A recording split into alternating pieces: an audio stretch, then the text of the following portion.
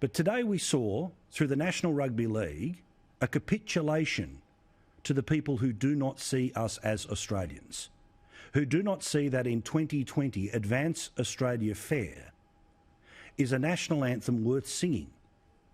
Not because it's an anthem of white pride, not because it is an anthem of victory over Indigenous peoples, but because it is a statement about where we sit in the modernity of 2020. The sacrifices that led to a society that meant that the kid from the poorest suburb, if they had the ability, would be able to be a millionaire by being able to play a game of sport. But the forces that have torn us apart, that sought to do so before the pandemic, will make the most of the provincialism that exists now. There are plenty of people who have worked out state first, country second. And if we can undermine the concept of the country, then we get to change the country.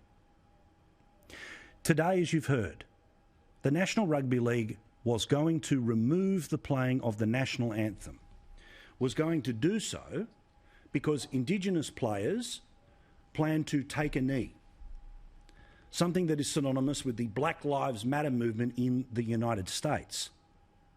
A movement that, as we have shown, is not about police brutality, is not about equal rights, but instead is a Trojan horse for Marxism.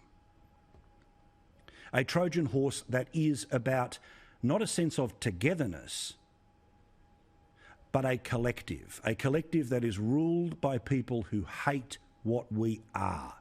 They want to change who we are. They are the people who are the ones that I make reference to about that lefty Jedi mind trick.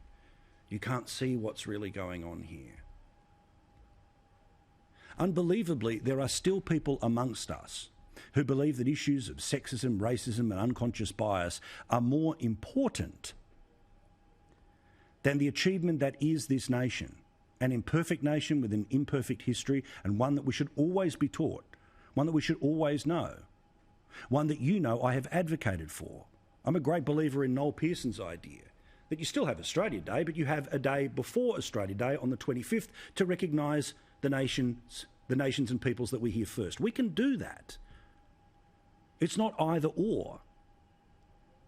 And it was worrying to me that the person in charge of the National Rugby League decided to capitulate to wokeism.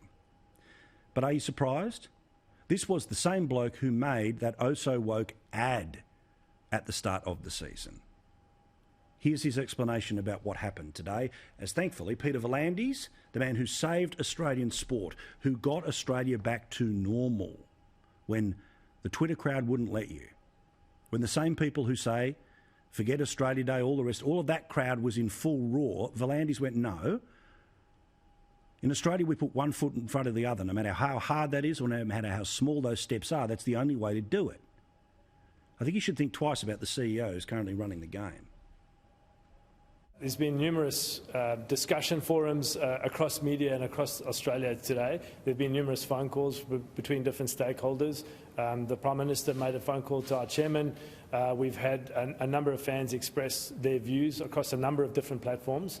And on that basis, the Commission met and decided that this wasn't the intention, and therefore it was important to reinstate the National Anthem as part of State of Origin. No, that's not what I said. I never said the anthem doesn't work. What I said was the appropriateness of celebrating the rivalry between two states was the consideration for whether or not we were going to play the anthem, not that the anthem doesn't fit. Whoa, whoa, whoa, whoa, whoa. The anthem is played first because regardless of the rivalry between the states, what makes us common is that we are Australians. This is what's on the ballot in Queensland. This is what is in our conversation, our national conversation, one that we must recommit to. We are Australians, not a collection of states with a shared bank account. We have symbols that matter because, as you know, plenty of sacrifice has gone into those. Every nation is an imperfect nation, but I'll take this one over every other one on the planet. The fact that people, by their thousands, want to join us every year is magnificent. The fact that people will endanger their lives to get here matters.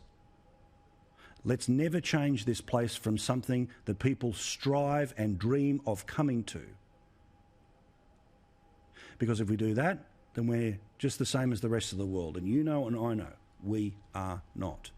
We are Australians. Enjoy it, celebrate it, and don't ever be ashamed of it.